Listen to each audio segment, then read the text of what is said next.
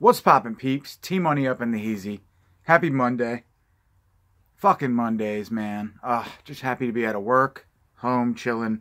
I've got multiple items that came in the mail today, so here to do another update. I wanted to show you guys one thing before I get into this. I actually purchased a sweet poster from a seller on Cult Media Facebook group, and it came in the mail today. So it's a framed one sheet from Hellraiser, signed by the man himself, Doug Bradley. So yeah, it's beautiful. I don't know what I'm going to do with it. I'm probably going to honestly give it to my brother because I don't have any space in my basement.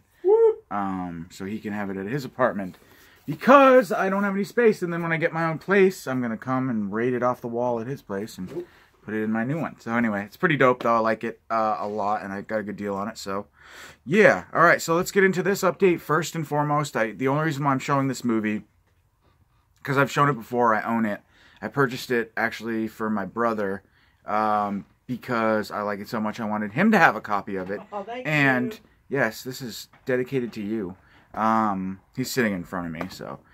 But yeah, so it's Child Eater. I talked about this movie before, and you guys need to see this movie if you haven't seen it, and you like slasher-ish / creature feature.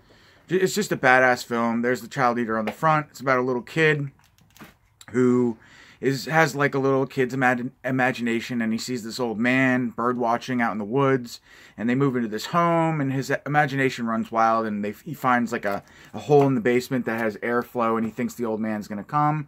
And it's the story of this creepy ass old man who used to, like the legend goes, of course it has, every good horror movie has a good legend.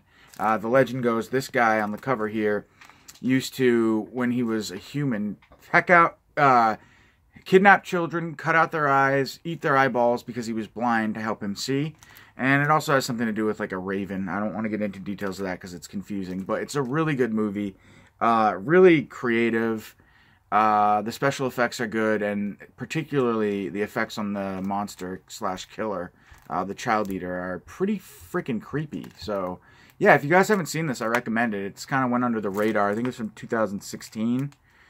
A couple years back it came out. Yep, 2016. And I was fortunate enough to catch it. The Horror Blog Spot was showing that it was going to be released, and the name alone and the title sold me. So I was like, damn, what is this?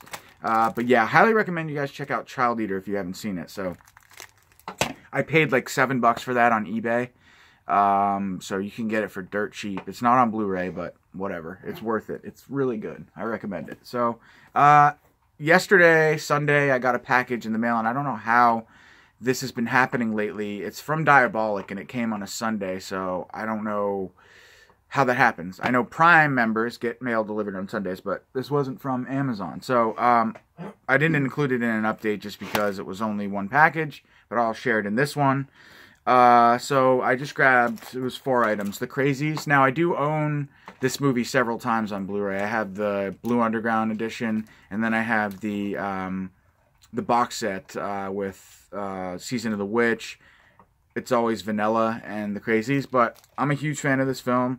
I really just wanted to have, I guess, an individual, I don't know, I'm crazy. There's not really a reason for this. But, yeah, I just wanted to have a single keep taste edition of this. I wasn't going to buy the other 2 again, but yeah, so I can just kind of keep this separate.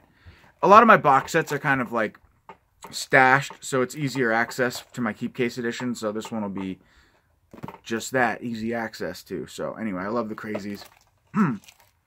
There's no booklet included in these. Whoa, included in these. When Arrow does like I think a single edition of something they've released on a box set, I'm noticing they don't come with, and I'm pretty sure it's a first pressing too, they just don't come with the booklets, like Carnival of Malatesta, The Premonition, those movies I own, both in the box sets, the American Horror Project box set, and then individually, and the individual keep case editions that they're putting out don't have booklets, so just something to note, but whatever. I got it for the film anyway, not for the booklet.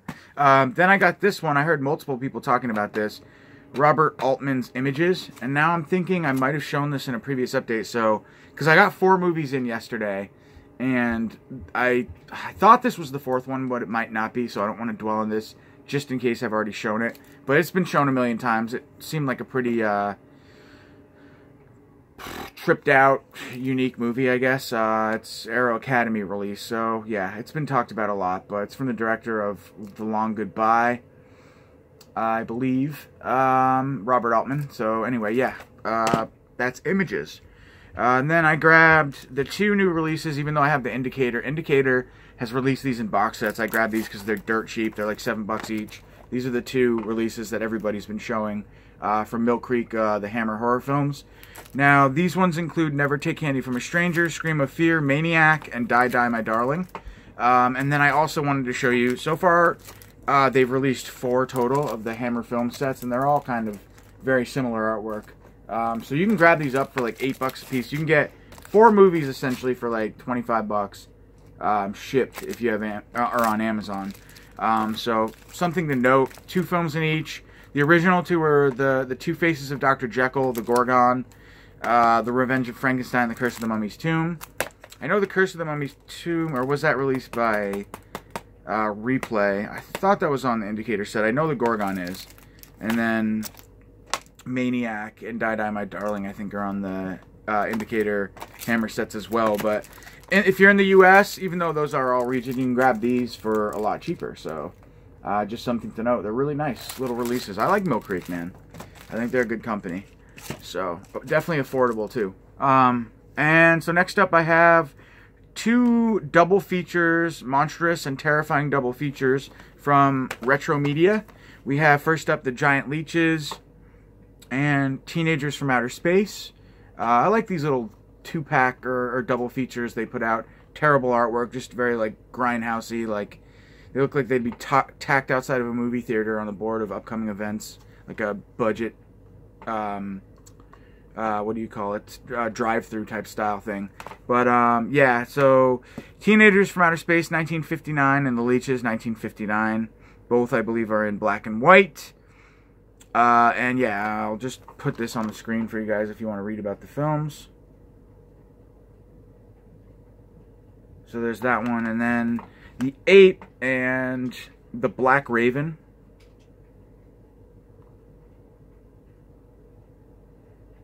It's the back there, so hopefully you guys can make that out. But yeah, like I said, I like these little double feature things, and they're, yeah, reasonably priced. And last up, guys, I got 3 new titles from Scream Factory.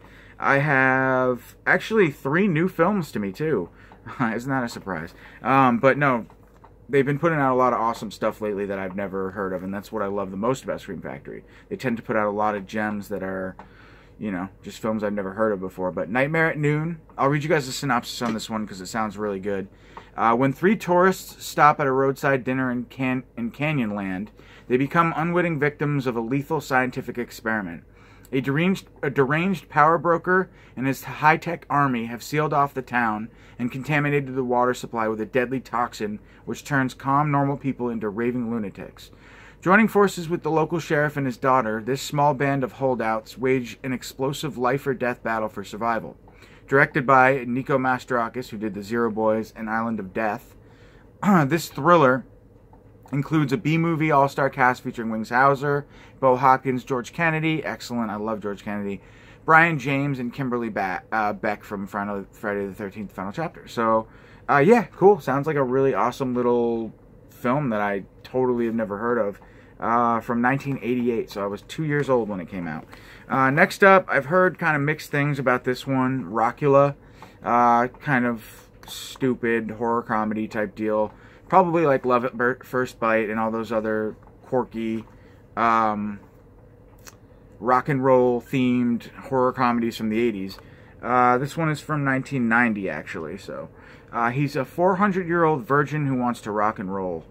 Ralph, played by Dean Cameron, is just your typical average vampire with love in his heart, music in his veins, and a curse on his head. Every 22 years, poor Ralph is doomed to lose his soulmate, Mona, at the hands of a rhinestone, peg-legged pirate brandishing a large ham bone.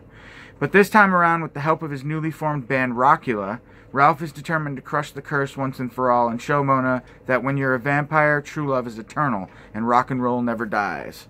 Directed by Luca Bertolazzo, who did the director of Ghoulies, and featuring an eclectic cast of co-stars, including cult favorite Susan Tyrrell from Forbidden Zone, and recording stars Thomas Dolby, Tony Basil, and Bo Diddley. Dracula is an absolute baddie, bloody, and bizarre comedy. So, yep, that's that one. And last up was one that sounded really interesting to me. It's Welcome to Willits, and I never even knew this movie came out. It was, every once in a while there's a Scream Factory release that totally slips through the radar for me. Normally they're IFC releases, so I wanted to scoop this one up. Aliens, burnouts, and clueless campers collide in this bloody and bonkers slasher freakout. Deep in the woods of Northern California lies the off-the-grid town of Willits, a haven for marijuana growers, meth addicts, and conspiracy theorists. When a gaggle of vacationing teens unknowingly set up their campsite on the property of Willits' most disturbed resident, a psychotic drug-addled pot farmer who's convinced that extraterrestrials are out to get him, they're in for one hell of a bad time. The feature film debut from director Trevor Ryan is a no-holds-barred pile-up of carnage, twisted comedy, and pure crazy. So, yeah, I hadn't really heard any reviews on this one at all, so somebody showed this in an update, and I was like, really? It's got to be Shout Factory, because I know every Scream Factory release, but no, it's totally Scream Factory. In conjunction with IFC, it was released, I don't know when, maybe last month. Very recent, I think. So anyway, guys, that's my update for today. We'll keep it nice and short. Hope y'all are having a good day, and I'll catch y'all soon with another update, all right? Have a good night. Peace.